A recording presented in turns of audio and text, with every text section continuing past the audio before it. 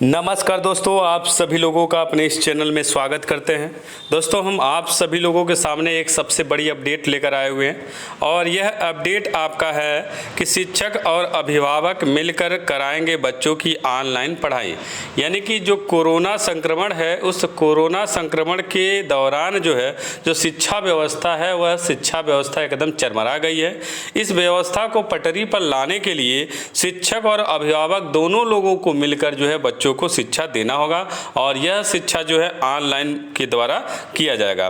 तो इसके बारे में पूरी जानकारी हम आपको देते हैं, तो बने रहिए, ध्यान से देखिए। आगे देखते हैं। अलीगढ़ का ये न्यूज़ है और यह न्यूज़ आपका आज का ही है, जिसमें आपका कोरोना संक्रमण काल में उपजी विषम परिस्थितियों में चरमराई शिक्षा व्यवस्था को पटरी पर लाने के लिए अब शिक्षक व अभिभावक एक साथ साझा अभियान में शामिल होंगे। शिक्षकों व अभिभावकों के संवाद के जरिए इस मुहिम को अमली जामा पहनाया जाएगा। शिक्षक विद्यार्थियों के अभिभावकों को फ़ोन कर बच्चों की ऑनलाइन पढ़ाई के बारे में पूछेंगे, साथ ही उनकी समस्याओं के बारे में जानकारी करेंगे। अभिभावक भी शिक्षकों से बात कर बच्चों की विषय संबंधी कमजोरी से अवगत कराएंगे। शिक्षक व अभिभावकों के इस संवाद के बारे में विद्यार्थी को पता भी नहीं होगा और उसी विषय संबंधी खामी शिक्षक को पता चल जाएगी। विद्यार्थियों को ऑनलाइन शिक्षा से जोड़कर बेहतर तैयारी कराने के उद्देश्य से यह पहल की जा रही है। यह है नई व्यवस्था। माध्यमिक विद्यालयों में पढ़ने वाले छात्र छात्राओं के जिनके पास इंटरनेट सुविधा या एंड्रॉयड मोबाइल उपलब्ध है, उनको ऑनलाइन पढ़ाई करने की मुहिम तेज की जा रही है। अफसरों ने प्रधानाध्यापकों को निर्देश दिए हैं कि ज़्यादा से ज़्यादा विद्यार्थियों को ऑनलाइन शिक्षा से जोड़कर विद्यालयवार रिपोर्ट पेश की जाए। शिक्षकों को इस संबंध में जानकारी करा दी गई है कि वे अभिभावकों से नियमित या एक दिन के अंतराल पर फ़ोन कर विद्यार्थियों की पढ़ाई के बारे में जानकारी करेंगे। उनकी कमियों को जानकर वैसे ही पाठ्यक्रम की तैयारी कराएंगे। 9वीं से 12वीं तक के विद्यार्थियों के लिए ये व्यवस्था बनाई गई है। यूपी बोर्ड परीक्षा देने वाले विद्यार्थियों को परीक्षा की तैयारी कराई जाएगी। 9वीं व 11वीं के विद्यार्थियों को कोर्स पूरा करने की कवायद की जाएगी। विषयों की तैयारी के बाद होमवर्क भी ऑनलाइन माध्यम से कराने की योजना है। इसके पहले अभिभावक व शिक्षकों के बीच बैठक की जाएगी। अभिभावकों का सहयोग जरूरी, यानी अभिभावकों को प्रश्न पत्र इस विषय के इस विश्वास के साथ सौंपे जाएंगे कि वे ईमानदारी से विद्यार्थियों के भविष्य व फायदे के लिए अपनी निगरानी में परीक्षा कराएंगे, क्योंकि इन परीक्षा का वार्षिक परिणाम में कोई फर्क नहीं पड़ेगा। ये केवल विद्यार्थी की बौद्धिक क्षमता को परखने के लिए होगा। ये बातें बैठक में अभिभावकों को समझाई जाएगी। डीओएस डॉक्टर धर्मेंद्र कुमार शर्मा ने बताया कि शिक्षक अभिभावक संवाद के जरिए विद्यार्थियों को बेहतर तैयारी कराने का प्रयास है। ज़्यादा से ज़्यादा विद्यार्थियों को ऑनलाइन शिक्षा से जोड़ने के लिए शिक्षकों के साथ अभिभावकों का भी इसमें सहयोग देना होगा। तो ये हम लोगों का आज की जानकारी रही। इसमें शिक्षक और अभिभावक दोनों मिलकर बच्चों को शिक्षा प्रदान करने में महत्वपूर्ण भूमिका निभाएंगे। अगला आपका अपडेट है, यूपी बोर्ड की कॉपी के मूल्यांकन में नरमी बरती जाएगी। जैसा कि आपको पता है कि कोरोना संक्रमण में जो आपका यूपी बोर्ड की परीक्षा है, वह परीक्षा को टाल दिया गया है। पहले आपका 8 मई को निर्धारित किया गया था, लेकिन कोरोना संक्रमण के बढ़ते कदम को देखते हुए यह आपका 20 मई तक स्थगित कर दिया गया है। 20 मई के बाद आपका जैसी स्थिति होगी, उस स्थिति को ध्यान में रखते हुए आगे की जो अपडेट होगी वो अपडेट आपका बताया जाएगा। लेकिन इसमें सचिव ने कहा है कि जो यूपी बोर्ड की जो कापियां होंगी, वह कापी का जो मूल्यांकन होगा, वो मूल्यांकन जो शिक्षक करेंगे, वह शिक्षक पूरी बारीकी से ध्यान से पढ़ते हुए करेंगे और जो भी मान लीजिए जो त्रुटियां होंगी, उन त्रुटियों को ध्यान में रखते हुए भी कम से कम आपका नंबरों को काटा जाए और अधिक से अधिक नंबर बच्चों को दिया जाए, जिससे बच्चे अच्छे तरीके से अच्छे नंबरों से पास हो सके।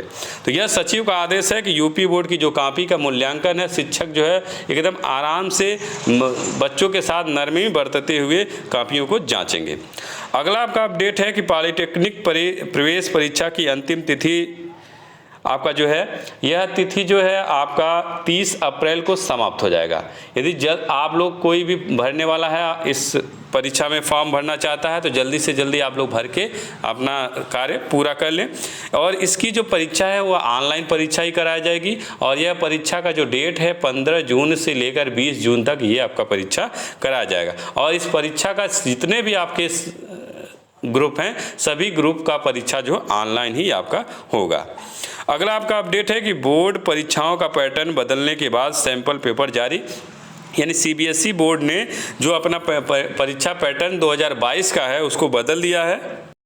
और इस परीक्षा का जो पैटर्न है वह पैटर्न जो है सीबीएसई बोर्ड ने अपने वेबसाइट पे अपना सैंपल डाल दिया है। वहाँ से आप लोग देख के अपना जो है तैयारी जो है बेहतर तरीके से कर सकते हैं। यानी कि आपका जो cbsc.nic.in है इस वेबसाइट पे जाकर उसके सैंपल पेपर को आप देख सकते हैं, उसका क्या पैटर्न है, कैसे आपका परीक्षा है, उस परीक्षा की पूरी जानकारी हम आपको दिखा भी दे रहे हैं। आइए देखते हैं।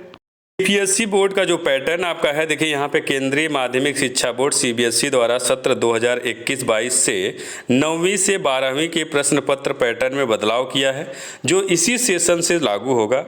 बोर्ड की तरह से नए पैटर्न के अनुसार सैंपल पेपर तैयार किए जा रहे हैं। सैंपल पेपर जल्द ही बोर्ड की ऑफिशियल वेबसाइट पर जारी कर दिए जाएंगे ताकि शिक्षकों के साथ साथ विद्यार्थियों के लिए यह सैंपल पेपर नए पैटर्न के अनुसार तैयारी करने के लिए सहायक सिद्ध हो। ऐसे में नया पैटर्न समझने के लिए भी सभी को आसानी रहेगी और सिलेबस को कवर भी उसी हिसाब से किया जाएगा।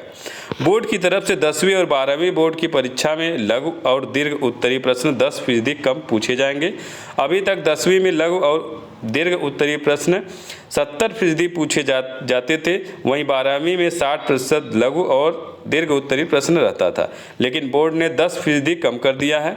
बोर्ड के academic director doctor Joseph Emmanuel की तरफ से ये नए पैटर्न के अनुसार सैंपल पेपर जारी होने की संबंधित बात कही गई है।